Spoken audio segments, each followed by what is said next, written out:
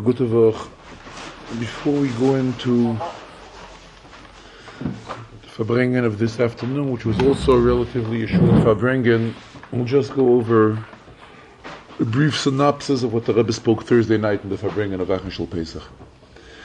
The Rebbe began the Farbrengen, Achashel Pesach, that it was already discussed previously at length that regarding the last days of Pesach, we do not make a Shechayonu. And one of the reasons for it is because it's explained in Chassidus that the first days of Pesach relate primarily to the Inyan of Yitzias Mitzrayim. However, the last days of Pesach have a shaykhs to the Gula HaAsida, to the Gula, the forthcoming Gula, which will be through Mashiach. And being that we do not have access to this Gula yet, we do not. When do we make a Shechayanu? A Shechayanu we make on something good, which is tangible, which we have. The Gula HaSida, unfortunately, we do not have yet. So Enochanam, it's explained in Sfarim that these days have a shaykhs to Mashiach, and even on Achashel Pesach we recite the Haftarah, which is a complete description about Mashiach on the Psukim, V'yotza Choyter Megeza Yishai, descendant of Yishai, and whatever he will accomplish, whatever he will do, what the world will be like then. But still, we do not have it yet in a reality. So therefore we do not make a Shechayanu on the last days of Pesach. Neither in Kiddush, as well as women by Adlokas HaNeiros, by lighting the Yontif candles, do not make a Shechayanu. But again, the last days, Taka have a Shaykhis to the Gula HaSida. And it is for this reason that there's a Minig Yisrael, that on Achashel Pesach we eat a Suda, and this Suda is called Mashiach Suda, and this Suda is eaten in the afternoon of Achashel Pesach. And here the Rebbe spoke at length about the importance of the Suda's Mashiach. And when we're talking about eating a meal, it has to be a Gashmiistic meal. This is what a Suda is, especially we're in Yontif, and we've already gone through the first days of Yontif, and else with Sudas of Yontif, with Yontif meals. So Mamela, when we're talking about a Sudas Mashiach, it's not something which we can go through it spiritually and ruchnius. We have to have a real Gashmiistic Suda. Idea is going to be one that's going to say, regarding Shvishal Pesach, there's a whole Inyan, about, in Gemara there's discussion about Yomim Tovim, whether Yomim Tovim are Lashem or Lachem. Lashem means fully spiritually, or we are also obligated to do things Lachem, like Su'uda. Su'uda is a Gashmi, is the Su'uda. This is Lachem for you, for us in Gashmi is to do something.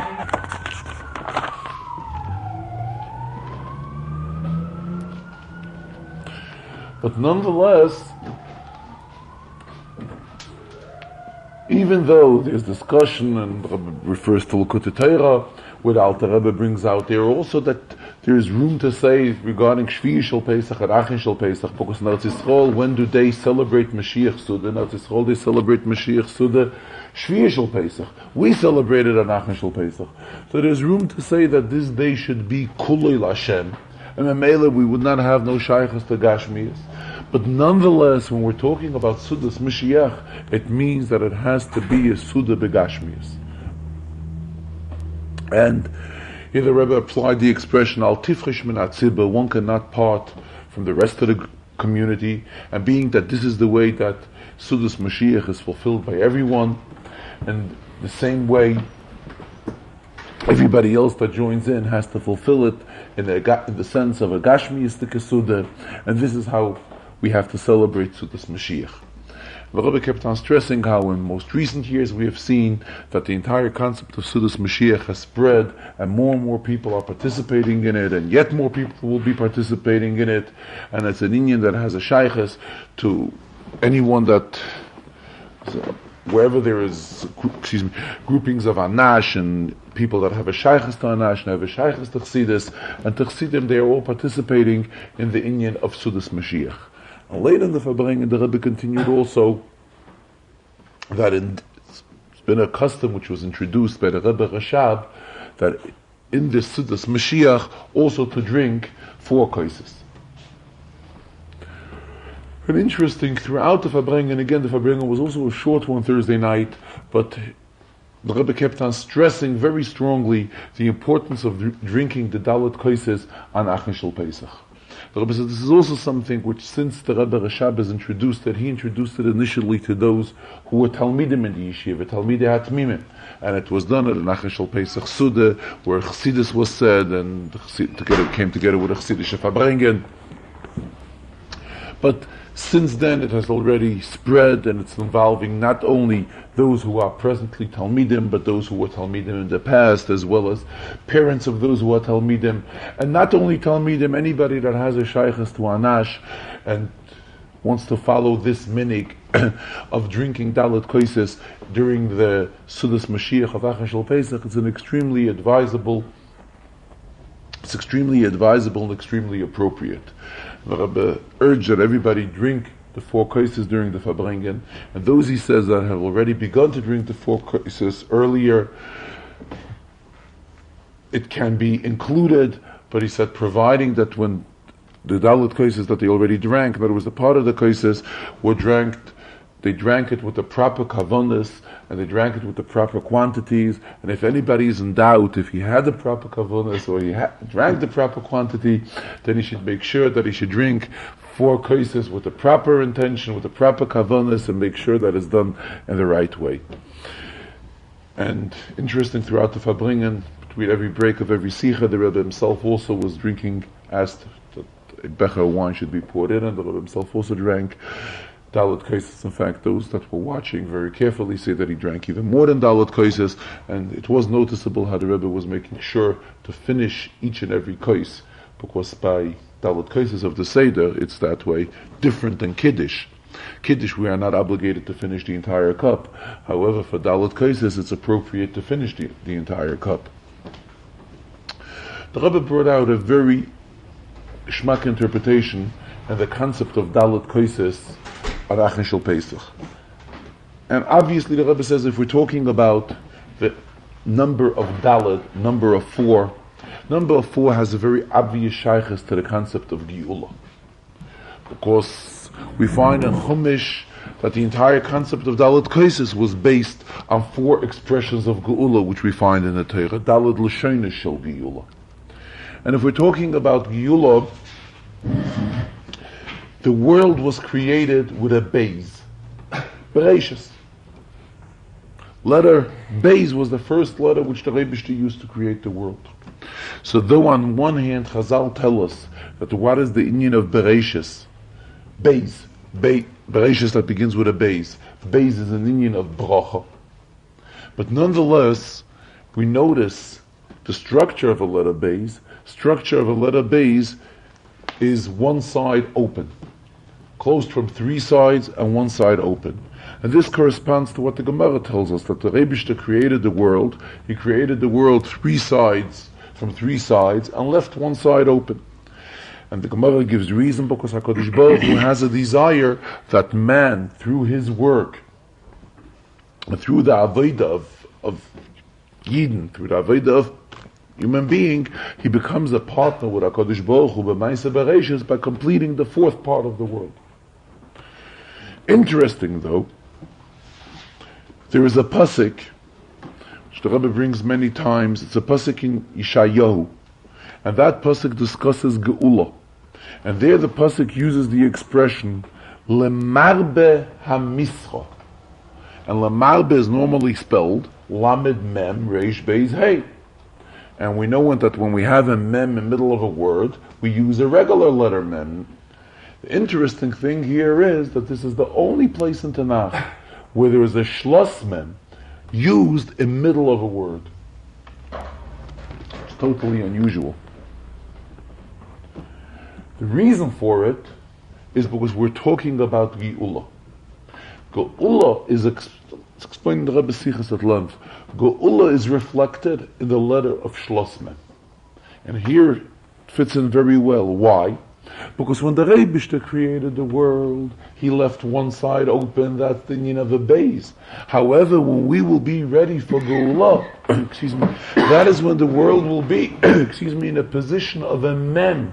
In other words, when does Geulah come? Once we have already accomplished the Avodah, and became a partner with HaKadosh Baruch Hu Ma'aseh Bereishis, and have completed the entire Avodah of Avodas HaBirurim by uplifting all sparks of Kedusha that are spread all over the Gashmis, we will bring them back to its source, to the Rebbeinu Shalom. So then the world is at its level of completion. So then it's an Indian of a mem, of a shlossman. Interesting, I don't want to get off the subject, but previously this year, in one of the sichas which were published, which were edited by the Rebbe brings a pasuk which discusses destruction of Yerushalayim, and there, if I remember correctly, it's somewhere in Zechariah, and there the Rebbe brings again the one and only place in Tanakh where there is an open mem at the end of the word. Though the end of the word always requires a shlos mem, there is an open mem. Why? Because there the pasuk is talking about churban of Yerushalayim, the destruction of Yerushalayim. Shlos mem, a closed mem, has a shaychus to Geulah. And that is why this pasuk here in Yeshaya, which we're talking about, Lamar beHamisra, the L'Shalom in Kates, talking about an unlimited amount of peace, because there he's talking about Geulah. There we have the closed mem in the middle of a word. And the Rebbe again kept on stressing very strongly in the Farbrengen of Acharei Shel Pesach on the importance of making sure that everybody participates in the drinking of the 4 kaises. Another inyan which the Rebbe spoke about, stressed it very strongly in the Acharei Shel Pesach Farbrengen as well as today, is about it's a custom which has been developed here in recent years, that in conjunction with every Yontif, a kinus Torah is made, a gathering where people, Rosh Yeshivas, Rabbanim, say inyanim and Torah. And this usually takes place in 770 on the Isra Chag, on the day which follows every Yontif. And this year, in various places of Anash, various Lubavitch communities, kinusei Torah were done during Chol HaMoed as well, for Yeshiva Bachrim, or for everybody, for laymen, and anybody that just would like to participate. And Yanim and Torah are discussed at this gathering of Torah. And this is something which seems it's very, very dear to the Rebbe. And the Rebbe spoke about it Thursday night. The Rebbe said that being this year Isra Chag is on a Friday, so Friday we cannot have too long of a program on the Kinus Torah, so therefore he's suggesting that we start the Kinus Torah on Friday, but to make sure to continue it on Sunday, so that when it's continued on Sunday, it will allow for those people who live in further distances, and normally on Friday they cannot come, but on a Sunday Kinus Torah they will definitely be able to participate. The Rebbe in fact urged that those communities or places that do not have Kinusei Torah on their agenda, they not have such type of programs planned, it's extremely advisable to do it, and it's something which brings to a strengthening in the learning of Torah. In fact, we'll get to it in today's Sikha. The Rebbe brought out that though this is something which it's a custom which was developed in recent years, but on the other hand, when this is done, and when we have a Kinus Torah, all participants are Mekayim and Mitzvah Sasei Min HaTorah of learning Torah.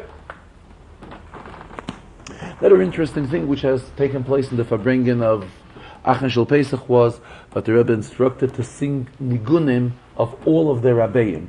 There's, from all of the Rabbeim, going back to the Baal Shem Tov, there are special selected Nigunim which relate to each one of the Rabbeim.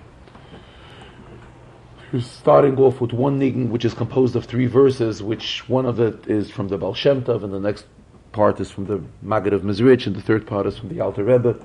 And straight through all nigunim, a nigun which it seems like each nigun was kind of like very dear to that particular Rebbe. So that's how these nigunim were developed. And after singing all these nigunim, it's also interesting to note that the Rebbe said what is called a siche ke'ein maimer. In recent years, the Rebbe has not been saying mamorim, We were fortunate that the night of Bedikas Chametz, the Rebbe said, regular maima. However, previous years it used to be also that the Rebbe would say a maima, but it was not said with a regular maima niggin. And not everybody would rise, but it was noticeable he would be referring to a maima of one of the previous Rabbeim, and based on that the Rebbe would continue and explain an inyan. And the same he also did this Thursday night. Talking about it, there's a custom by Rabbeim that when they say a maima, they usually tie a handkerchief around their hand. Previous Rebbe used to do it, and it was known, and it was something which people were able to notice. When this Rebbe does it, whenever he says a maima, usually covers it under the tablecloth, and it's not noticeable. Reason for it, it's discussed. It's a custom which has been done by Rabbeim back to previous generations. Not getting into lengthy explanations, it seems like this is a kind of a hold on to Gashmias. The Rebbe says a maimah, and the Rebbe gets carried away in higher worlds and higher ilamais, just to have an inyan which holds on to the Gashmias, neshama beguf in this world. That's why the Rabbeim had a custom of tying a handkerchief around their hand, so kind of like they would feel the stiffness, how the handkerchief would make the stiffness in their arm, and this would be like a hold on to Gashmias. So again, when the Rebbe was saying this Sicha, which, as we call it, a Maimer, which is like a Sicha ke'ein Maimer. It's a Sicha, but on the other hand, it's also a Maimer, though it's not said with the regular Maimer, and though the whole crowd does not rise like they would do by a regular Maimer. It's basically the inyanim which were discussed in the Farbrengen of Achashel Pesach. Today the Rebbe began the Farbrengen that this is the Shabbos which follows Pesach. And Pesach Bechlal right away ties us in to the concept of Matan Torah. Because in fact this is the whole idea of Pesach. When the Rebbe took us out of Mitzrayim, we were told, Mitzrayim, that after taking us out of Mitzrayim, we will worship the Rebbe on this mountain, on the mountain of Sinai. So the entire goal of Yitzias Mitzrayim was so that we can reach the Matan Torah. And that is why the Rebbe says it's interesting to note that the first Shabbos after Pesach, we right away begin to recite Pirkei Avos, which we begun this afternoon. And what is the beginning of Pirkei Avos? We again refer right away to Moshe Kibel Torah Messina. Again, something very major and fundamental, that this is the entire concept of Kabbalah Satayr. Moshe received Torah from Sinai. Especially says the Rebbe that we are on this Shabbos, which is in between the Kinus Torah, as we mentioned earlier, this special convention and gathering to discuss in Yanim of Torah, which part of it has already taken place yesterday, and part of it will be taking place tomorrow. And as we know, Shabbos has both in Yanim. Shabbos relates to the future week, and Shabbos gives bracha to the future week. Shabbos as well also elevates the past week. So Mamela has a shaykhus to the Kinus Torah that has taken place yesterday, as well as to the Kinus Torah which will be taking place tomorrow. And when we say Moshe Kibel Torah Misinai, as we said this afternoon in Pirkei Avos, this refers to the entire Torah. Torah in its entirety, Sai Torah Shebiksav and Sai Torah Shebelta. And the Rebbe says when Moshe Rabbeinu got the Torah from the Rebbe, the Rambam tells us Torah b'pirusha nitna. Torah was given with its interpretation, which means, what does it mean? It does not mean that first the Rebbe gave him Torah Shebiksav, and after he finished learning with him the written Torah, that is when he gave him the oral Torah. Not so. He gave him the written Torah, and together with it, related to him the meaning in the written Torah, in the written Torah, based how it is in the oral Torah. And this can be understood. Chazal tell us that the 40 days that Moshe Rabbeinu spent in heaven, how did he know the difference between day and night? So Chazal tell us when he learned the written Torah. When he learned Torah Shebiksav, he knew it was day. When he learned Torah Shebal Peh, the oral Torah, he knew it was night. So what do we see from this? We see from this right away that the first night that Moshe Rabbeinu was there, he right away learned Torah Shebal Peh as well. So Moshe learned Sai Torah Shebiksav and Sai Torah Shebal Peh. And this is something, says the Rebbe, that has a shaykhus to everybody. It has a shaykhus to men and it has a shaykhus to women as well. Even though women are not learning Torah in the same format as men do, women have to learn their halachas which women have to know, excuse me, which this is also quite a bit in Torah. But nonetheless, when they are learning these halachas, at the same time, they are fulfilling a mitzvah min ha-Torah of learning Torah. And here the Rebbe is bringing out like a concept that at times when one will do a certain mitzvah, even though he's not directly commanded to do this mitzvah, still he's fulfilling a mitzvah. The Rebbe is bringing an example, an inyan which we spoke about. The Rebbe spoke about it a few months ago, and that is we know that once a year there's a special inyan in reading about the wiping out of Amalek. We have to remember Amalek and to wipe out Amalek and so forth. And this is something which we know that the Shabbos before Purim is Pasha Zacher, and we read a special portion in the Torah, and the most poskim tell us that this is something which we are obligated to do. Min ha-Torah, mid'araisa, we're supposed to do this. But at the same time, when we recite the Sheish Schiros, which we say every day after davening, and there we say that to remember what Amalek has done, and not to loitishkach, mochei timcha, to erase Amalek, to wipe him out, and not to forget. So then we are also fulfilling a mitzvah. We are fulfilling a mitzvah min ha-Torah of Schiras Amalek. The same when we are reciting Pirkei Avos. Pirkei Avos is a minik. It's not even a darabanan, it's a custom. As it's written in the Siddur, Noyagin, there's a minik to recite Pirkei Avos in the Shabbosim of the summer months. But at the same time, when one recites Pirkei Avos, what is he doing? He's saying words of Torah. He's learning Torah. So on one hand, it's something which was introduced later years and comes as a minik. But at the same time, when he's fulfilling this minik, he's mekayim a mitzvah min ha-Torah because we are learning Torah.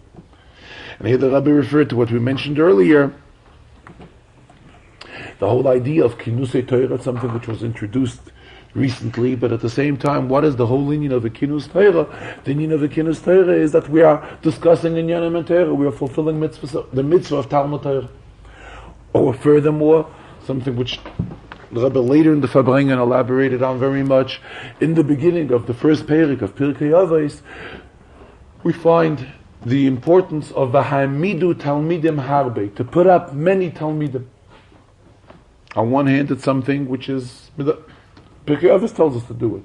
But when one succeeds and follows this instruction of Pirkei Avos, he fulfills the mitzvah min ha-Torah of vishinantam levanecha, of teaching Torah to your children. And teaching Torah to children is not only to physical children, but a disciple, talmidim, are also called children. So again, what is he doing? He's listening to an advice of Chachamim, of midu talmidim harbe, put up many talmidim, put up many students, many disciples in Torah. Once he's fulfilled that, he's doing a mitzvah min ha-Torah, because he's seeing that Torah is taught to all these people.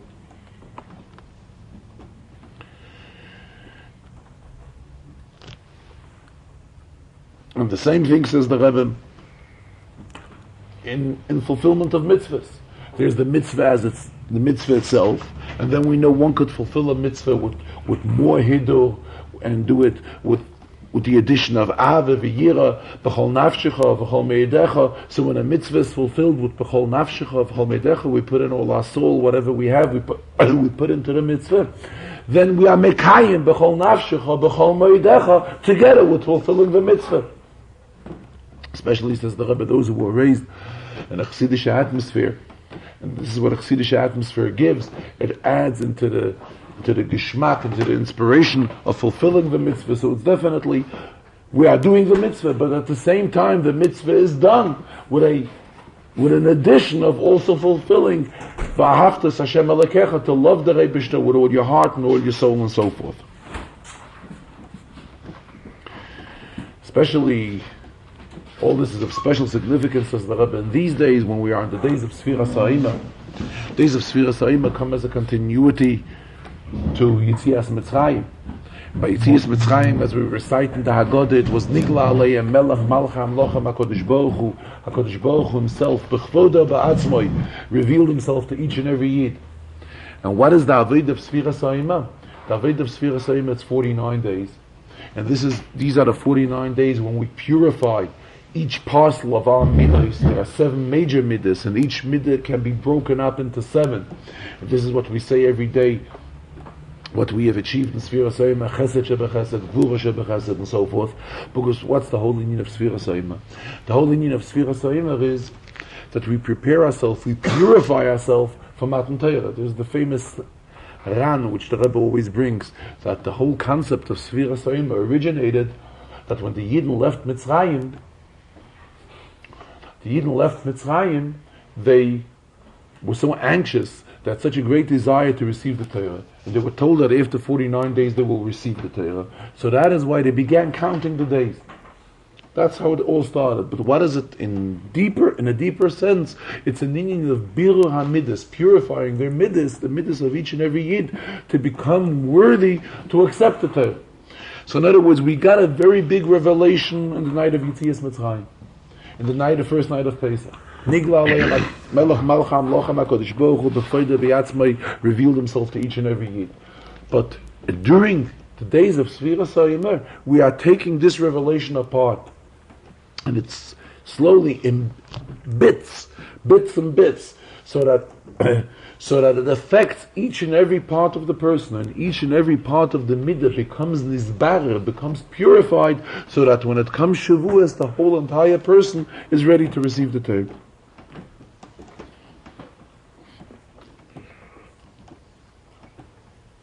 And along the same line, the Rebbe spoke in the second Sikha again, that, for example, we learn Chitas daily. So we learn Chitas daily. So we do it because this is an instruction of the Frierdiker Rebbe. The Frierdiker Rebbe has introduced the concept of learning Chitas daily. But at the same time, when we learn the Pasha Chumash, each and every day, we are fulfilling a mitzvah min HaTorah. When we say the Shir Tilim, though this concept of saying a Shir Tilim was introduced by the previous Rebbe to say the Tilim as it's divided according to the month, but at the same time, the Gemara tells us that David HaMelech requested from HaKadosh Baruch Hu that when Yidden will be reciting the Tilim which he prepared, which he edited, it should be considered as if they had been learning the most deepest in Yonim and Torah, Negoyim Va'olas, which is the hardest and in-depth in Yonim and complicated in Yonim and Torah. So again, we are doing something, because this is what the Rebbe instructed us to do, but at the same time we're fulfilling a mitzvah min HaTorah, or even when we're learning the Shir Tanya. We're learning the Shir Tanya. But on the other hand, we are becoming inspired through Limud Achsidus, and Limud Achsidus is something which leads that a person should be able to put into effect Aven Yirat HaReibish, the love and fear to HaKadosh Baruch Hu. Again, along the same line, how we are doing something which is not, shall I use the term, not a mitzvah chiyuvis, it's not a beferish instructed mitzvah, but by us doing it, we are mekayim a mitzvah. The Rebbe says that it's customary in recent years that he always speaks in Inyan in learning, which has a shayches to the Kinus Torah. In other words, this is like the Rebbe's participation in the Kinus Torah, which has been taking place yesterday and will be continued tomorrow. The Rebbe says he will make mention of an Inyan and learning, which has to do with the Shiyurim and Rambam, which is also something which is constantly being expanded, and more Yidden are participating in this Limud HaRambam. So the Rebbe says he will raise something that has a shaykhus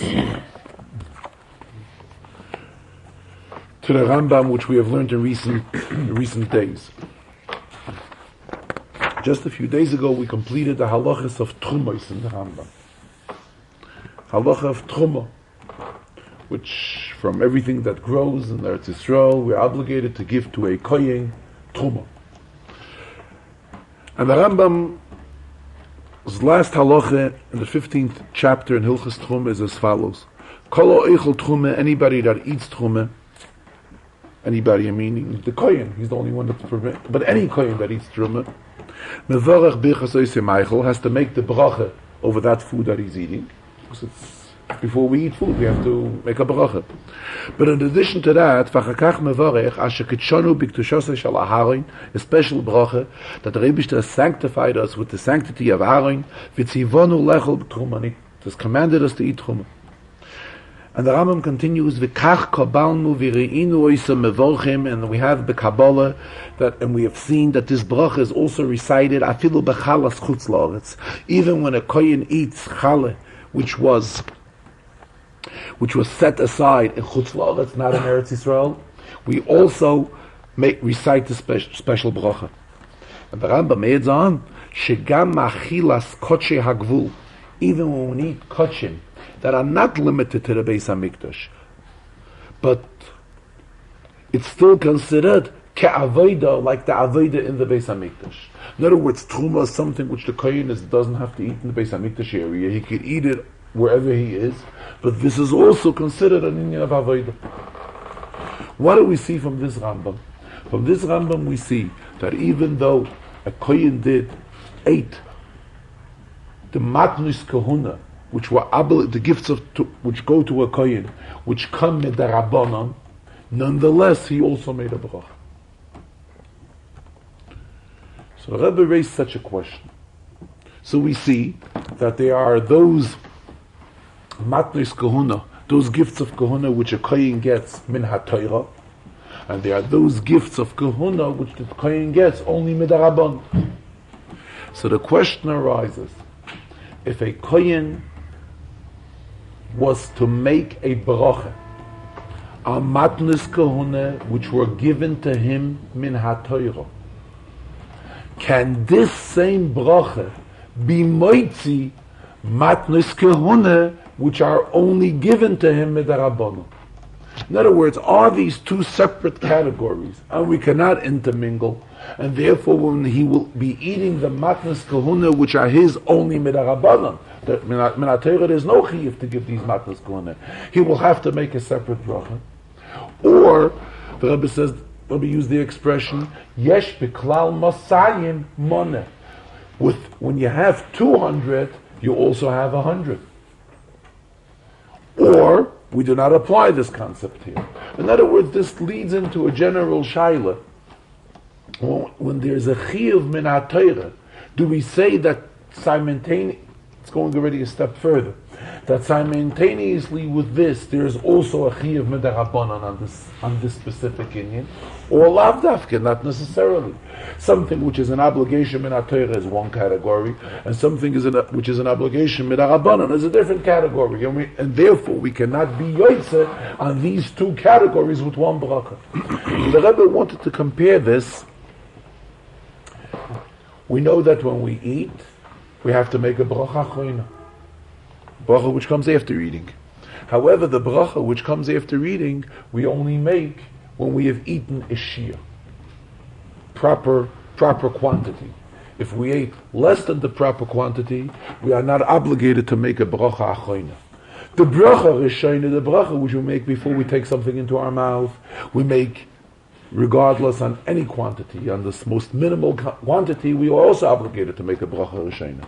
However, a bracha achroina is only if we have eaten proper quantities, as discussed in Shulchan Aruch. The Rebbe says, imagine somebody who did not eat a full shia. He will search for a person that did eat a full shia, so that person should make a bracha achroina. When he makes it for himself, he should also be meitzeh the person that did not eat a full shia. The Rebbe says it's something very strange, and we never saw it. Even though there's an expression, lo yira'inu ein haraya, something which we didn't see, is still not a proof that this is the right way. We just didn't see it. But on the other hand, he says this is something so simple that obviously, if there would have been room for this in halacha, we would have seen such a practice. And we never saw this type of a practice. But the question regarding the kohen who was eating two types of matnus kahuna, one which is given to him in ha-Torah and one which is given to him only in ha-Rabbanan, this question still remains, can he include both of these with one bracha? And the Rebbe left it like we would say, open for discussion. Something which a lot of times raises questions in Inyanim and learning and leaves them unanswered, because he wants that people should look in. We should look into these Inyanim and find interpretations and Hezberim. In the meantime, the Rebbe's intention is that we get involved more in learning. Here again, at the end of this Sikha, the Rebbe was referring, he says there was once a custom by Chassidim that before a Chassid would begin his davening, he would learn a Perek Tanya. The Rebbe says he doesn't know whether this was done before we recite Hareini Mekabel Alai Mitzvah Sasei Shel V'ahavta L'Reacha Kamocha, or perhaps it was done after. But the bottom line was that before davening, it was always a minig by Chassidim, at least to learn a Perek Tanya before the davening. And when they would learn the Perek Tanya, after learning the Perek Tanya, they would always give some tzedakah. So what did we gain by this? By this we gained that we had a combination of Torah, Tefillah, and tzedakah, which is something which is very, very praiseworthy, very chashuv. And the Rebbe urged the importance of it, that we should not leave it just as a custom which Chassidim used to do generations ago, but something which it's worthwhile to renew. But before davening, it's an appropriate time to learn a Perek Tanya. The Rebbe went back to Pirkei Avos and stressed very strongly, we mentioned earlier, but Mishnah tells us in the beginning of the first Perek, V'hemidu Talmidem Harbe, that everybody, we're instructed by the Anshe Knesses Hagdolah to see to it that we bring in many, many disciples. And when we say Harbe means many. In other words, it's beligvul, unlimited. When we're talking about 1,000, it's still not Harbe. And you're talking more than 1,000, it's also not Harbe. In other words, as long as we can still reach out and bring in more Talmidim and more Talmidim and more Talmidim, we have still not fulfilled the instruction of Mishnah, Ve'emidu Talmidim Harbe. Harbe means onashir, endless, bligvul. And just like there's a concept of shliach, which the Rebbe was speaking about a few years ago, where we have shluchim, emissaries in a Rebbe, and one shliach is involved in an area, and then he brings out another shliach to be involved in the area. And here we're talking the same minyan, how one Talmud can make another Talmud, and there's a long chain, how one Yid can affect another Yid, and so forth. Especially this year, says the Rebbe, that this year was already proclaimed that this is the year of Shnas HaYeled VaHayalda, the year for the Jewish boy and girl, to see to it that every child gets a proper Jewish education. It's definitely a proper time to urge us on the importance of V'hemidu Talmidim Harbe. And there are those of us that are capable of doing it. There are those that, for whatever reason, they cannot do it. But again, they could also be involved, just like we know that there was a partnership between Yisachar and Zvul. Yisachar and Zvul had a partnership. Yisachar would be learning Torah.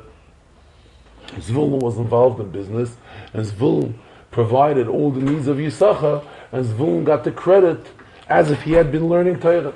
Or the same we find in Gemara also, Shimon Achi Azariah, the Gemara tells us about an individual by the name of Shimon. He was the brother of Azariah, and he was also in such a type of an arrangement, how he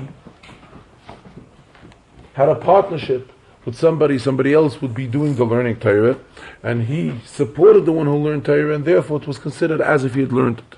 However, the Rebbe says, this arrangement of Yisachar and Zvul, or Shimon Achi Azariah as we mentioned, this only works when before the learning the Torah, the agreement was made. Before one sits down to learn, he makes an agreement that there's somebody who is helping him, just like Yisachar and Zvulun had their arrangement. Then Zvulun got the credit for the learning Torah equally to Yisachar.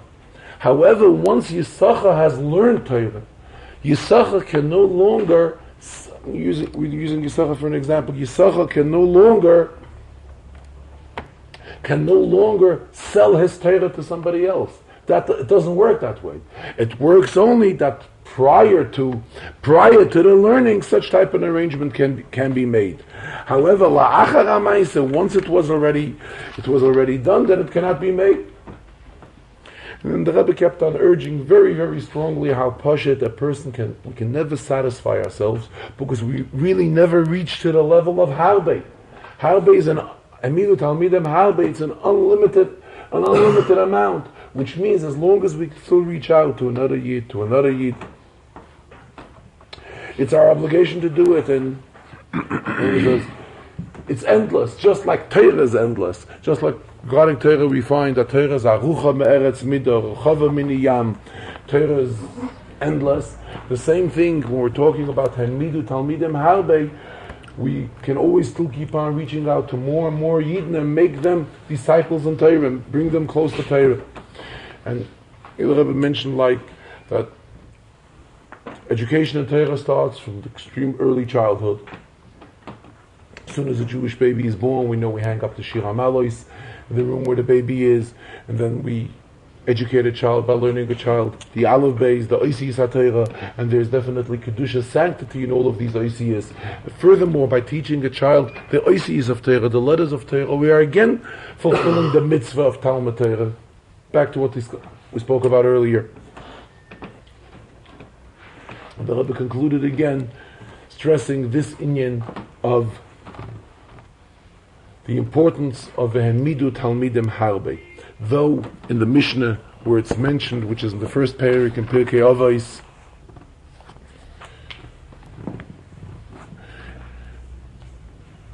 in behalf of the Anshe Knesset Agdola, the Mishnah tells us, Hey Mamru Shloisha Dvarim, they said three things. Have a Mesunim Badin, Ve'emidu Talmidim Harbe, be patient in a din, when you're judging something. And this concept of Emidu Talmidim Harbe, this is the second of their quotations. But nonetheless, even though it's second, still it's something which is of extreme significance. Rabbi mentioned, we noticed something that almost the entire parak of Pirkei Avos, all the instructions which were given here by the Tanoim, all come in pairs of three types of instructions together. Beginning here from this first one, what did they say? The Anshe Knesset Agdola said, Havim Mesunim Badin, Hamidu Talmidem Harbe, Vasus Yagla Torah, make boundaries to Torah. Again, three. Following Mishnah Shimon HaTzadik tells us that the world stands on three pillars. Als the Indian of three. But again, bottom line, which the Rebbe concluded and urged very, very strongly, is again that to make sure we participate in the Kinnis Torah. The Kinnis Torah should be run accordingly, and to an extent that even all the inyanim which are spoken at the Kinnis Torah should be later put into print and put into writing and put into print. And the main idea of today's Farbrengen is the concept of Hamidu Talmidim Harbe, to make sure that we reach out to as many Yidden as possible. And again, we can never satisfy ourselves because the Mishnah does not say a number. The Mishnah does not say Elef, the Mishnah, which is 1,000. The Mishnah does not say a number, even a great number. The Mishnah says Harbe, many. And many means beligvul, unlimited. And this is the instruction from today's Pirkei Avos, how everybody should be involved in the Hamidu Talmidim Harbe. A gute Woche.